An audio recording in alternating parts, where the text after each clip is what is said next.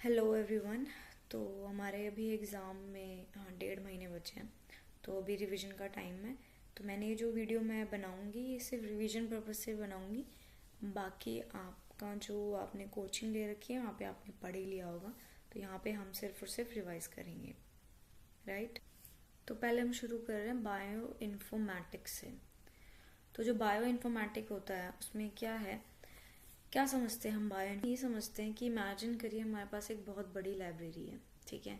अब इस लाइब्रेरी के अंदर बुक्स नहीं है, इस लाइब्रेरी के अंदर हमारे पास डीएनए, आरएनए और प्रोटीन के बहुत सारे सीक्वेंस रखे हुए हैं। वो इतने सारे सीक्वेंस हैं, मिलियंस में सीक्वेंस है कि वो हमारी ह्यूमन कैपेसिटी के बाहर है उसको समझना। तो इसलिए हम बायो इन्फॉर्मेटिक्स को लेके आते हैं, जिसका मतलब क्या होता है अगर मैं इसको डिकोड करूँ तो, कि बायो मतलब यहाँ पे बायोलॉजिकल डाटा की बात होगी। इन्फो में हमने यहाँ पे डाल दिया है कि जैसे कंप्यूटर हो गया हमारा, ठीक है ना, आईटी हो गया वो उस सेंस में। और मैट्रिक्स तो हमारे पास है ही, हमारे पास स्टैटिकल डाटा या मैथमेटिक्स। तो इन तीनों को मिला के जो बनता है वो हमारा बनता है बायो इन्फॉर्मेटिक्स। इसका ये मतलब है, ठीक है। तो एग्जाम्पल के तौर पे हम इसे ऐसे समझ सकते हैं कि मान लीजिए एक नए वायरस की डिस्कवरी हुई है, बिल्कुल नया वायरस है, ठीक है। तो उस वायरस को अब हम क्या करेंगे कि उस वायरस का डीएनए हम एक्सट्रैक्ट कर लेंगे और उस डीएनए की इंफॉर्मेशन को हम हमारे कंप्यूटर में या फिर कहीं भी उसको कंपेयर करेंगे, ठीक है। किससे कंपेयर करेंगे? जो पहले से जो वायरस ऑलरेडी एग्जिस्ट करता है और जिसके बारे में हमें काफ़ी कुछ पता है, हम उस वायरस से और हमारा जो नया वायरस उसको एक दूसरे के सीक्वेंस को, उसके डीएनए के सीक्वेंस को कंपेयर करके देखेंगे। और जब हम कंपेयर करेंगे तो हमें ये देखना है कि उसमें कितनी सिमिलैरिटीज़ हैं। तो उससे हमें एक आइडिया मिल जाएगा कि वो वायरस कितना डेंजरस है, ठीक है, और उसमें कितनी सिमिलैरिटीज़ हैं पहले जो हमें पता है उस वायरस से, और वो इवॉल्व कैसे हो गया, ठीक है। जो पहले जैसा वायरस था वो उसको उससे कितना बदल के वो अलग बन चुका है और कितनी खासियत उसमें नहीं है।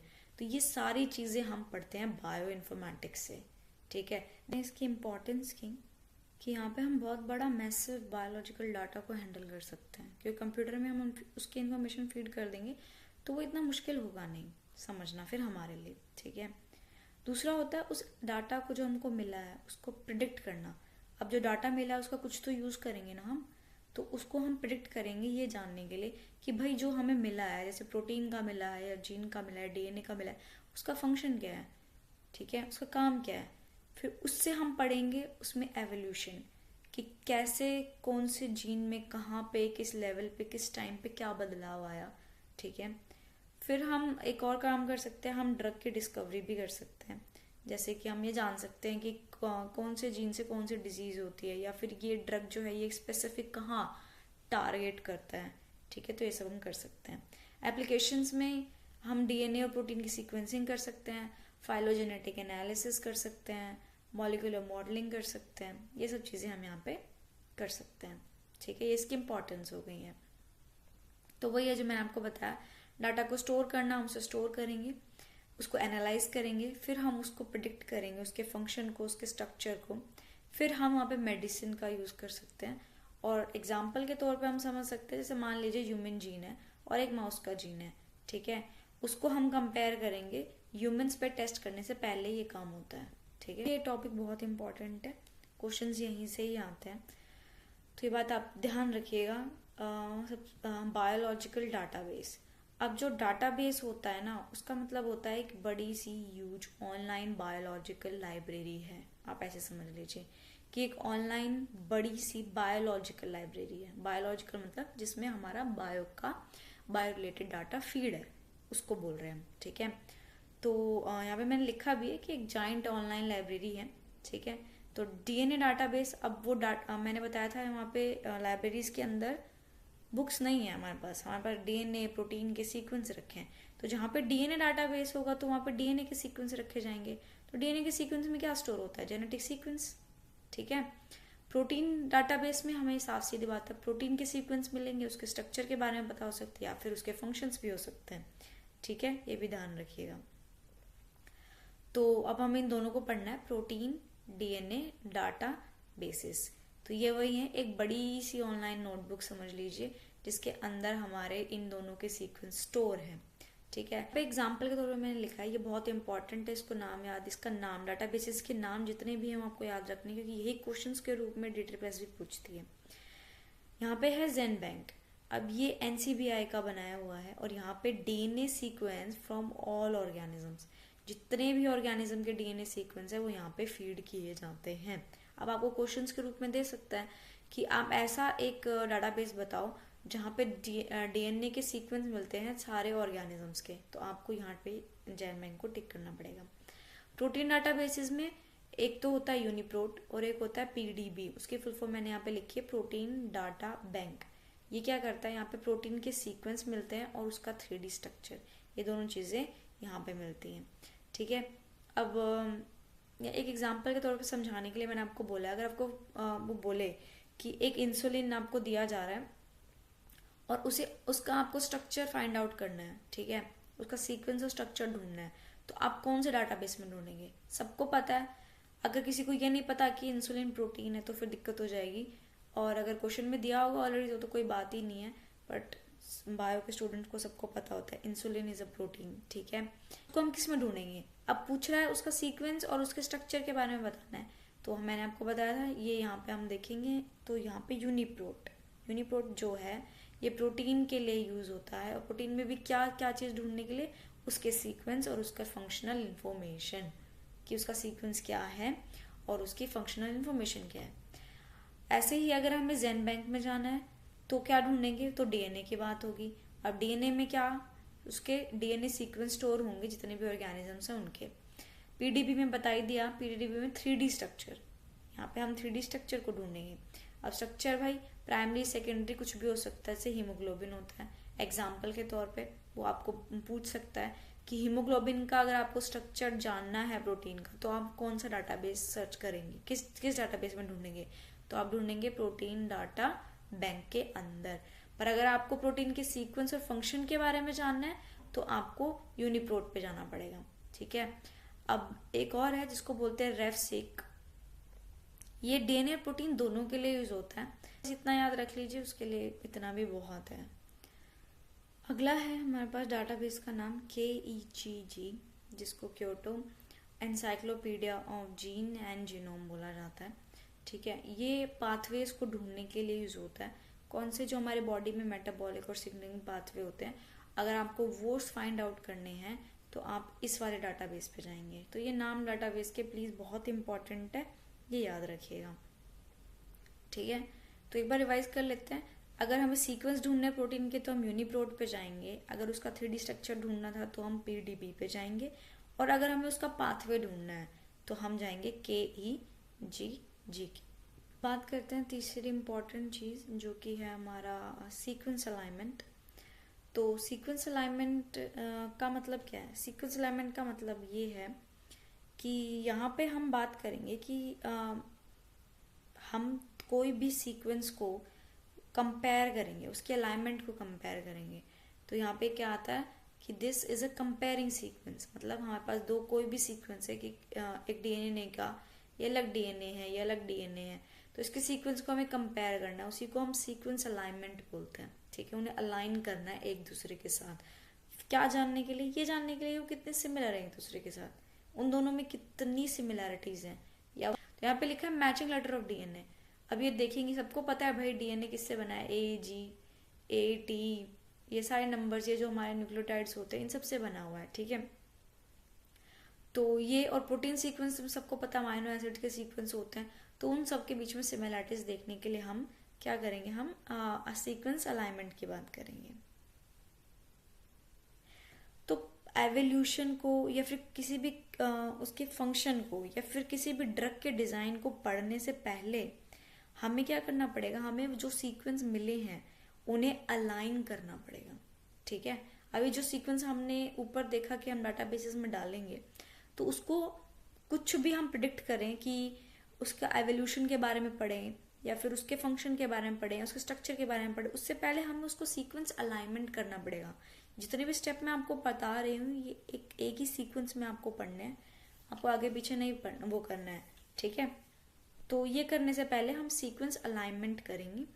तो सीक्वेंस अलाइनमेंट में मैंने आपको बता ही दिया है कि दो या 2 से ज़्यादा डीएनए या प्रोटीन के सीक्वेंस को हम अरेंज करते हैं ताकि हम उसमें सिमिलर लेटर्स को लाइन अप कर सके, मैचिंग लेटर्स को, या फिर उनमें डिफरेंस देख सके, या फिर कंजर्व्ड रीजन को आइडेंटिफाई कर सके। कंजर्व्ड रीजन वो रीजन होता है जो कि किसी में चेंज नहीं होता, वो उसका अपना होता है। ये उस सीक्वेंस का अपना खुद का कंजर्व्ड रीजन होगा जो कि दूसरे में वो डिफरेंट मिलेगा। ठीक है, हर एक सीक्वेंस का अपना कंजर्व्ड सीक्वेंस हो सकता है, राइट। ऐसे मैंने एक एग्जांपल लिखा है कि डॉग और वुल्फ का डीएनए को कंपेयर करेंगे, लाइन अप करेंगे उसके सीक्वेंस को और देखेंगे कि वो एक दूसरे से कितने सिमिलर है। तो अब क्वेश्चन यहाँ से नहीं आता है, क्वेश्चन आता है आपका यहाँ से, टाइप्स, 2 टाइप्स ऑफ। सबसे पहला पेयर वाइज अलाइनमेंट और दूसरा multiple sequence alignment. Questions mainly यहीं से पूछे जाते हैं। तो पेयर वाइज, नाम में ही पेयर है, पेयर का मतलब क्या होता है, 2 होता है, तो साफ सीधी बात है यहाँ पे हम 2 सीक्वेंस को कंपेयर करेंगे। मल्टीपल का मतलब ज्यादा होता है, तो यहाँ पे हम मेनी सीक्वेंस एट वंस, मतलब एक ही बारी में बहुत सारे सीक्वेंस को हम कंपेयर करेंगे। यहाँ पे एक ही बारी में 2 को करना है, इधर एक बारी में मल्टीपल। ठीक है, तो पेयर वाइज अलाइनमेंट के लिए मैंने हमको बताया एग्जाम्पल के तौर पर समझ लीजिए जैसे आपने और आपके फ्रेंड ने कोई होमवर्क किया है, तो आप उन दोनों कॉपीज को मिला के देख रहे हैं कि डिफरेंस क्या है, कि कहीं मेरे होमवर्क में और उसके होमवर्क में कितना अंतर है। ठीक है, मल्टीपल के लिए जैसे कि कंजर्व्ड रीजन को ढूंढना हो, वो पार्ट जो चेंज नहीं होते हैं उन्हें कहते हैं कंजर्व्ड रीजन।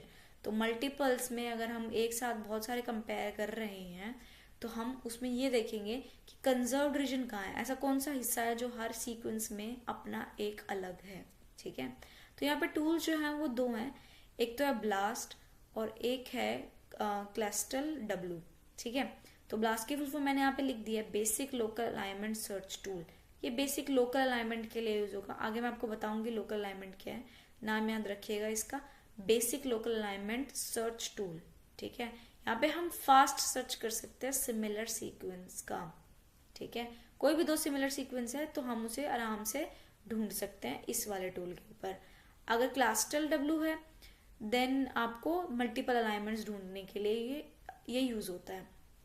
तो आपको क्वेश्चन में दे दिया जाएगा कि पेयर वाइज अलाइनमेंट हमें ढूंढना है तो हम कौन सा टूल यूज करेंगे, तो साफ सीधी बात है भाई, सिमिलर सीक्वेंसेस को ढूंढना है तो हम ब्लास्ट यूज करेंगे, और अगर मल्टीपल सीक्वेंसेस को ढूंढना है तो हम क्लस्टल डब्लू का इस्तेमाल करेंगे। तो अब हम इनके बारे में पढ़ते हैं। अब है पेयर वाइज अलाइनमेंट। तो मैंने आपको बताया कि कंपेयर करना है 2 डीएनए या प्रोटीन के सीक्वेंसेस को हम कंपेयर करेंगे। अब इसके अंदर भी 2 टाइप का है, या तो ये ग्लोबल हो सकता है या ये लोकल हो सकता है। तो अगर ये ग्लोबल होता है तो क्या है, ग्लोबल का मतलब होता है एंटायर सीक्वेंस का कंपैरिजन, पूरा का पूरा sequence full length A to Z, starting point से लेके एंड पॉइंट तक उस सीक्वेंस को हमें अलाइन करना है, उस सीक्वेंस को हमें कंपेयर करना है। तो यहाँ पे लिखा है full length of both sequence. ठीक है, उसके स्टार्टिंग पॉइंट से लेके उसके एंड पॉइंट तक दोनों सीक्वेंस को हम अलाइन करेंगे, एक दूसरे के साथ कंपेयर करेंगे फ्रॉम स्टार्ट टू एंड। ठीक है, तो इसमें क्या है, इसमें हमें 2-3 चीजें याद रखनी है कि ये तब इस्तेमाल किया जाता है जब पूरे के पूरे लेंथ, फुल लेंथ को हमें सिमिलर सीक्वेंस ढूंढने हो, या फिर हमें अब कॉमन एंसेंट्री। अब देखो इस बात का ध्यान रखिए, अब कोई 2 सीक्वेंस है जिसको हमें ऊपर से लेके नीचे तक हम कंपेयर कर रहे हैं, तो कंपेयर कर रहे हैं तो हम उसमें ये देखेंगे कि इन दोनों की कॉमन एंसेंट्री क्या रही है। ठीक है, बैक में जाके क्या ये दोनों एक ही कॉमन थे, बाद में आगे जाके डाइवर्स हो गए या फिर कंजर्व हो गए। ठीक है, ये चीजें हम यहाँ से चेक कर सकते हैं। दे आर रफली सेम साइज, ये ना रफली एक सेम ही साइज के होते हैं मोस्टली। ठीक है, इसमें मैंने मेथड का नाम लिखा है नीडलमैन। ये वाला जो एल्गोरिदम है, ये वाला मेथड जो है ये इसमें यूज किया जाता है काम करने के लिए। जब फुल सीक्वेंस का अलाइनमेंट किया जाए तो हम ये नीडलमैन एल्गोरिदम वाला मेथड इस्तेमाल करते हैं। एग्जाम्पल याद रखिए, ये मेथड याद रखिएगा। यहाँ पे लिखा भी है एग्जाम्पल के तौर पे कि ह्यूमन इंसुलिन जीन, अगर काउ इंसुलिन जीन को हमें फुल्ली कंपेयर करना है, उसके फुल जीन कंपैरिजन करना है, तो हम ग्लोबल के थ्रू और पेयर वाइज अलाइनमेंट के थ्रू हम कर सकते हैं। ठीक है, तो यहाँ पे जो वीकली वाला पॉइंट था, इसका मतलब ये है कि जो वीकली मैचिंग रीजन्स होते हैं ना, जिनको मतलब आपस में जो ज्यादा मैच नहीं करते, वो भी इसमें अलाइंड हो जाते हैं, वो भी ग्लोबल में मिल जाते हैं, उसको भी हम अलाइन कर देते हैं। ठीक है, अब पढ़ते हैं लोकल के बारे में। लोकल में है बेस्ट मैचिंग रीजन ओनली। यहाँ पे तो पूरा ही लाइन हो रहा है ऊपर से लेके नीचे तक, यहाँ तो ऊपर से लेके नीचे तक ग्लोबल में हो रहा है, पर लोकल में सिर्फ वही होगा जो बेस्ट होगा, जो बेस्ट रीजन होता है मैचिंग के लिए वही मैच होगा। जैसे अलाइन ओनली सिमिलर पार्ट, तो जो सिमिलर पार्ट है सिर्फ वही होगा, अनमैच रीजन को इग्नोर कर दिया जाएगा यहाँ पे। ठीक है, और सिर्फ बेस्ट मैचिंग रीजन जो है वही अलाइन होंगे एक दूसरे के साथ, और नॉन होमोलोगस रीजन को भी इग्नोर कर दिया जाएगा। नॉन होमोलोगस का मतलब क्या है, जो एक दूसरे से मैच नहीं करते, और जो अलग अलग हैं वो यहाँ पे अलाइन नहीं होंगे। इसमें मेथड जो है वो है स्मिथ वाटरमैन का, वहाँ पे नीडल एल्गोरिदम था, नीडलमैन एल्गोरिदम, यहाँ पे स्मिथ वाटरमैन का मेथड है। ठीक है, यहाँ पे वो रीजन अलाइन किए जाएंगे जिनकी हाईएस्ट सिमिलैरिटी होगी। ऊपर भी मैंने बताया था ओनली सिमिलर पार्ट, और यहाँ भी बता रही हूँ, इस मेथड के थ्रू सिर्फ वही मैच होंगे जिनकी सिमिलैरिटी सबसे ज्यादा होगी और जो कंजर्व डोमेन को डिटेक्ट कर पाएंगे। ठीक है, ये कंजर्व वाले तो डिफरेंट सेम हो ही नहीं सकते, तो वही है कि कंजर्व डोमेन को डिटेक्ट कर लेंगे कि भाई ये कंजर्व पार्ट है इन सीक्वेंस में और ये हाईएस्ट सिमिलैरिटी वाला पार्ट है। ठीक है, यहाँ पे हम कंजर्व डोमेन्स के लिए भी सर्च कर सकते हैं, इसको आप ऐसे भी पढ़ सकते हैं। So if find the best matching segment and ignore the rest. तो ये कब यूज होता है, ये तब यूज होता है जब हमें एक बेस्ट अलाइनमेंट ढूंढनी है जो एक दूसरे के साथ बहुत ही परफेक्टली मैच हो रही है, तब हम लोकल का इस्तेमाल करते हैं। ठीक है, एग्जाम्पल के तौर पे ह्यूमन जीन और बैक्टीरियल जीन हो गए जैसे। ठीक है, ओनली स्मॉल रीजन मैच, कुछ रीजन्स के मैच होते हैं और हम इसमें कंजर्व डोमेन्स को प्रोटीन्स के अंदर आराम से ढूंढ लेते हैं। ठीक है, ठीक है, तो क्या पढ़ा हमने अभी तक, हमने पेयर वाइज अलाइनमेंट पढ़ा था। ठीक है, जिसमें हम दो सीक्वेंस को कंपेयर कर रहे हैं। उसमें भी दो टाइप थे, ग्लोबल और लोकल। ग्लोबल जो था वो, उसको ऐसे समझिए पूरी की पूरी मूवी देखना, स्टार्टिंग से लेके एंड तक के सीक्वेंस को मैच कर रहे हैं। बट लोकल जो है वो क्या करेगा, उस मूवी में सिर्फ बेस्ट सीन ही ढूंढेगा, तो वो वहां पे लोकल का इस्तेमाल होता है, ये याद रखिएगा।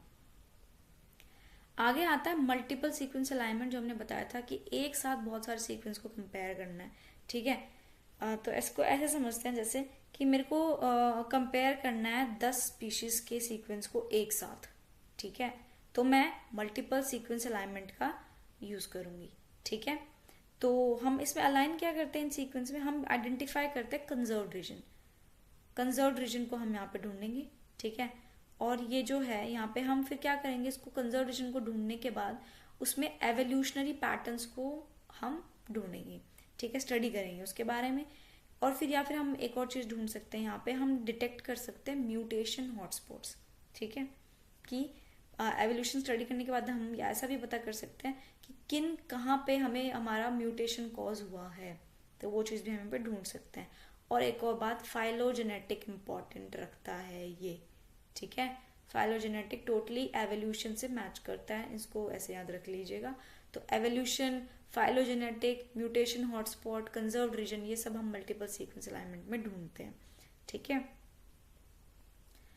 तो ऐसे हम रीजन ढूंढ सकते हैं, 10 स्पीशीज में ढूंढ रहे हैं कि ऐसा कौन सा रीजन है जो कंजर्व्ड है, ह्यूमन में, चिंपैंजी में, माउस में, काऊ में और डॉग में। ठीक है, तो वो रीजन हमारे लिए बहुत इंपॉर्टेंट हो जाता है मल्टीपल सीक्वेंस अलाइनमेंट जब हम कर रहे होते हैं। क्यों?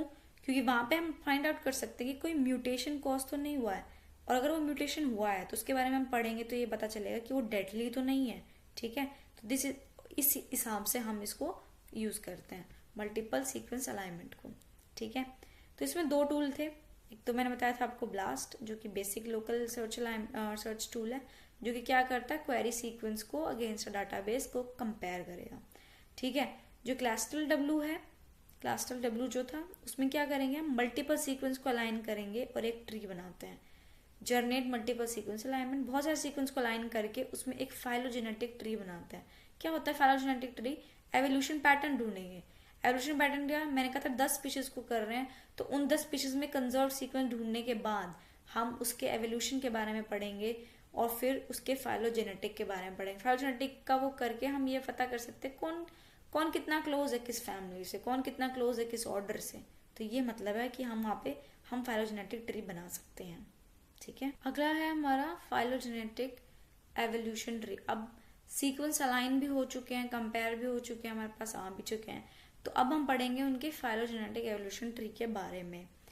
अलाइन करने के बाद अब हम क्या करेंगे, जो हमें सिमिलैरिटी इंफॉर्मेशन मिली है कि कितने सिमिलर हैं, कितने कंजर्व डोमेन है, ठीक है, उन सब का हम क्या करेंगे, अब हम उन सब से ट्री बनाएंगे, एक ट्री बना देंगे, ठीक है। उस ट्री को बना के हम क्या बोलेंगे, उसको बोलेंगे फाइलोजेनेटिक ट्री। तो यहाँ पे लिखा है मैंने, एक ट्री बनाएंगे ऑफ जीन्स एंड स्पीशीज का, एक ट्री बनाएंगे कि भाई ये डॉग है और ये उसकी फैमिली है, इस फैमिली में से इतने सारी चीजें आगे जाके स्पीशीज और जीनस ऐसे करके निकले हैं। तो ये सब हम चीजें यहाँ पे करेंगे। तो ये क्या शो करेगा, ये ट्री ये शो करेगा डीएनए और प्रोटीन की सिमिलैरिटी से कि कौन किससे कितना रिलेटेड है, ठीक है। इमेजिन अ फैमिली ट्री, एक ऐसा family tree but for species, ठीक है। तो ये शो करता है कौन सी स्पीशीज कितनी रिलेटेड है और कितने टाइम पहले वो एक दूसरे से अलग हो गई है।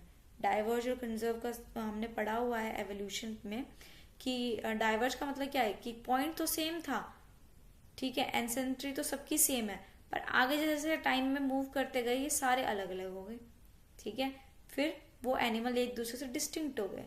कंजर्व में क्या होता है कि पहले तो अलग अलग थे और फिर आके एक पॉइंट पे मिल गए, सारे कंजर्व्ड हो गए। तो ये चीजें अगर हमें पता करनी है तो ये हम फिर फाइलोजेनेटिक्स से करेंगे, ठीक है। एग्जाम्पल के तौर पे यहाँ पे लिखा हुआ है कि कहाँ पे, हाँ, corona virus from bat, corona virus bat से मिला, हमें पता है। एंड फिर हम क्या करते हैं, शो हाउ इट इवॉल्व्ड। फिर हम उसको क्या करेंगे, हम उसको ये देखेंगे कि भाई ये इवॉल्व्ड कैसे हो गया, इसमें क्या चेंजेस आ गए टाइम के हिसाब से, और फिर उसके ब्रेकआउट को ट्रैक करेंगे, ठीक है। तो ऐसे हमें आइडिया मिल जाता है। ह्यूमन और चिंपैंजी में ब्रांचेस आर क्लोज, सबको पता है भाई हमारी एंसेंट्री क्या है ह्यूमंस की, होमोसेपियंस और उससे पहले जितने भी थे उनकी वो ब्रांचेस क्या क्लोज है एक दूसरे के काफी। तो क्यों, क्योंकि हमारी एंसेंट्री कॉमन रही है इसलिए, ठीक है। तो ये फाइंड आउट करना हमें फाइलोजेनेटिक्स से पता चल जाता है हमारा। अब ये बहुत इंपॉर्टेंट है, ये एग्जाम में क्वेश्चंस पूछे भी गए हैं मेथड के बारे में। अब ये ना मेथड जो होते हैं हमारे, ये दो टाइप के हैं, ठीक है। एक तो डिस्टेंस बेस्ड मेथड है और एक कैरेक्टर बेस्ड मेथड है।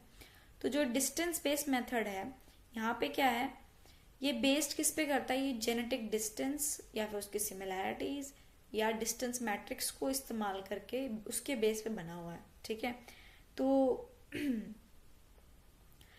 तो ये सिमिलैरिटी स्कोर करता है कि कितनी सिमिलैरिटीज हैं, ठीक है, मेथड में। तो ज्यादा सिमिलर मतलब ज्यादा क्लोजर ब्रांच, जितना आपस में एक दूसरे के साथ मैच कर रहे हैं तो इसका मतलब क्या है कि ये दो स्पीशीज आपस में एक दूसरे के काफी क्लोज हैं, तो इसको हम बोलते हैं डिस्टेंस मैट्रिक्स। तो यहाँ पे वो यूज करते हैं हम, ठीक है।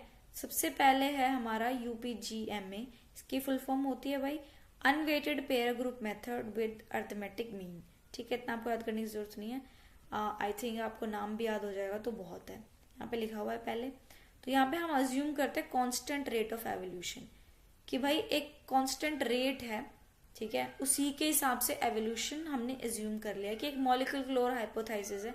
ये आप सर्च करके पढ़ लीजिएगा, इतना डिटेल में पढ़ने की जरूरत नहीं है, ठीक है।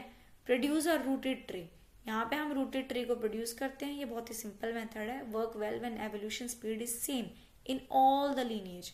तो ये तब काम करेगा अच्छे से जब जितनी भी लीनिएज हैं पीछे हमसे, वो सारी एक ही रेट पे इवॉल्व कर रही है, उनकी एवोल्यूशन स्पीड जो है वो बिल्कुल सेम है, ठीक है। तो मतलब ऐसे मानिए कि एक टाइम पे अगर ह्यूमंस इवॉल्व कर रहे हैं तो उसी टाइम पे चिंपैंजी की रेस भी इवॉल्व कर रही है, तो दोनों सेम टाइम पे इवॉल्व कर रहे हैं, तभी ये मेथड जो है ये बेस्ट वर्क करता है, ठीक है। तो दूसरा जो है अगर किसी का क्वेश्चन हो सकता है कि अगर सेम टाइम पे ना करे, तो अगर सेम टाइम पे नहीं कर रही है, एवोल्यूशन रेट डिफरेंट है, तो वो ट्री जो बनेगा ना हमारा वो गलत बन जाएगा, वो रॉन्ग ट्री हो जाएगा, फिर वो इस मेथड के अंदर आएगा ही नहीं, ठीक है। तो इस मेथड के अंदर आने के लिए हमें बहुत जरूरी है ये जानना कि क्या उसकी एवोल्यूशन स्पीड जितनी भी लीनिएज है उनकी सेम है, तो ये चीज हमको जाननी है, ठीक है। आगे होता है नेबर जॉइनिंग। यहाँ पे हम अज्यूम नहीं करते हैं कांस्टेंट एवोल्यूशन रेट को, ठीक है। तो यहाँ पे हम अज्यूम नहीं करते हैं कि कोई मॉलिक्यूलर क्लॉक अजम्पशन नहीं है यहाँ पे। तो यहाँ पे हम अनरूटेड ट्री बनाते हैं, ऊपर वाले में रूटेड बनाते हैं, इसमें अनरूटेड बनाएंगे। ये ज्यादा एक्यूरेट है ऊपर वाले मेथड से। सो ऑब्वियस सी बात है, यहाँ पे सबसे बड़ा बैरियर था कांस्टेंट वाला, वही हट गया है। तो ये सबसे ज्यादा एक्यूरेट है और ये most widely use distance method है। तो अब सेकंड जो है वो हमको पढ़ना है कैरेक्टर बेस। इसका मतलब ये है कि यहाँ पे हम इंडिविजुअल सीक्वेंस कैरेक्टर्स के बारे में पढ़ेंगे। जैसे मान लीजिए हमारे पास कोई डीएनए का सीक्वेंस है, तो इसमें हम इनके पर्टिकुलर न्यूक्लियोटाइड्स के बारे में पढ़ेंगे, ठीक है। इन न्यूक्लियोटाइड्स की स्टडी करेंगे तभी तो हमें उसके इंडिविजुअल कैरेक्टर के बारे में पता चलेगा, क्योंकि सबका डीएनए अलग अलग होता है, ठीक है। और अगर प्रोटीन है तो वहाँ पे हम अमाइनो एसिड्स के बारे में पढ़ेंगे। तो ये जो है यहाँ पे हम यूज करेंगे मॉडल जो है हमारा एवोल्यूशनरी मॉडल का इस्तेमाल हम करेंगे। तो सबसे पहला है यहाँ पे मैक्सिमम पार्सिमनी, ठीक है, और द सेकंड है मैक्सिमम लाइक्लीहुड। इन दोनों के डिफरेंस के बारे में आपको थोड़ा बहुत नॉलेज होनी चाहिए। एग्जाम में जो आपसे पूछेगा वो पूछेगा यहाँ से, जो ये टूल्स मैंने यहाँ पे नाम लिखे हैं इनके बारे में सवाल पूछा जाएगा। तो सबसे पहले पढ़ते हैं मैक्सिमम पार्सिमनी क्या होता है। ये होता है कि हम यहाँ पे minimum number of evolutionary changes को कंसिडर करेंगे उन सीक्वेंस को डिफ्रेंशिएट करने के लिए। अभी minimum number of evolutionary change क्या है, मान लीजिए कोई जैसे ये है, इसके अंदर हम 2 सीक्वेंस लगाए हुए हैं हमने 2 डीएनए के। तो यहाँ पे कोई 1-2 ऐसे सीक्वेंस थे या 1-2 ऐसे न्यूक्लियोटाइड थे जो सेम मिल गए या जो डिफरेंस मिल गए। सिर्फ एक ही मिनिमम बोला है, एक ही भी कंसिडर कर लेंगे और बोल देंगे कि ये दोनों सेम थे, तो ये जो है ये दोनों आपस में कहीं ना कहीं पे इनके एंसेंटर सेम रहे होंगे, इसीलिए इन दोनों के पास ये चीज सेम न्यूक्लियोटाइड आए हैं, ठीक है। इसको बोलते हैं कि मिनिमम नंबर हम कंसिडर करेंगे उनके बीच में, उनको डिफ्रेंशिएट करने के लिए, एवोल्यूशनरी चेंजेस को बताने के लिए। तो मैंने यहाँ पे लॉजिक लिखा है कि मान लीजिए ए और सी नाम की कुछ स्पीसीज थी, उनके सीक्वेंस है, उन दोनों में हमें जी मिल गया, ठीक है। तो सिंपलेस्ट एक्सप्लेनेशन ये कहती है कि ए और सी जो है वो दोनों कजन्स हैं, ठीक है ना। क्यों कजन्स है, क्योंकि उनके अंदर वो इनहेरिटेट करके लेके आए हैं, मतलब अपने पेरेंट्स से या अपनी एंसेंट्री से उनको जी मिला है। तो ये सिंगल शेयर्ड एंसेंटर है, इनके एंसेस्टर्स हैं इनके, ठीक है, सिंगल शेयर्ड एंसेस्टर्स हैं। मतलब कहीं ना कहीं पे कभी ना कभी किसी ना किसी एज में या के टाइम पे इनका एक ही एंसेस्टर रहा था, इसलिए ये दोनों सेम है। तो वर्डिक्ट क्या निकलता है इसका कि पार्सिमनी जो है वो दोनों को क्या कर देगी, इन दोनों को एक साथ ला देगी कि भाई ये दोनों जो है भाई भाई हैं, कजन्स हैं एक दूसरे के। क्यों है, क्योंकि हमने अभी एक म्यूटेशन देके प्रूव कर दिया, इस डाटा को एक्सप्लेन कर दिया कि दोनों के बीच में जी कॉमन था, तो हमने प्रूव कर दिया कि ये चीज जो है दोनों कजन्स हैं। बट ये ऐसा होता नहीं है, ठीक है। ये हो भी सकता है कि ये ऑटोमेटिक आ गया हो, ठीक है। म्यूटेशन कोई जरूरी थोड़ी है कि एंसेस्टर्स एक है तो ही वो ज्यादा मैच करेगा या तभी उसमें जी आया हुआ, ऐसा कुछ नहीं होता है, ऐसे जेनेटिक्स काम नहीं करती है। तो ये वाला जो है ये रिलायबल नहीं होता है ज्यादा मेथड, बट आपको समझाने के लिए मैंने बता दिया है। तो इसमें जो टूल है जो हम यूज करेंगे वो है एक PAUP, जिसको फाइलोजेनेटिक एनालिसिस यूजिंग पार्सिमनी बोलते हैं। ये पार्सिमनी मेथड जो अभी मैंने आपको बताया उसके ऊपर बेस्ड है पूरा का पूरा, और ये डिस्टेंस और लाइक्लीहुड, मतलब ये मैक्सिमम लाइक्लीहुड को भी सपोर्ट करता है, और जो ऊपर हमने फर्स्ट वाला पढ़ा था डिस्टेंस बेस्ड उसको भी सपोर्ट करेगा। एक और है जो कि ये है PHYLIP, फाइलोजेनी इंटरफेरेंस पैकेज। ये भी इसी का ही टूल है मैक्सिमम पार्सिमनी का। ये भी पार्सिमनी को सपोर्ट करता है, डिस्टेंस को और मैक्सिमम लाइक्लीहुड दोनों को करता है। पर ये जो है ये ओल्डेस्ट फाइलोजेनेटिक सॉफ्टवेयर पैकेज है, तो इसके बाद PAUP आया, पहले यही था, सबसे ओल्डेस्ट ये था, ठीक। तो यहाँ तक हमने पढ़ा कैरेक्टर बेस्ड में मैक्सिमम पार्सिमनी का।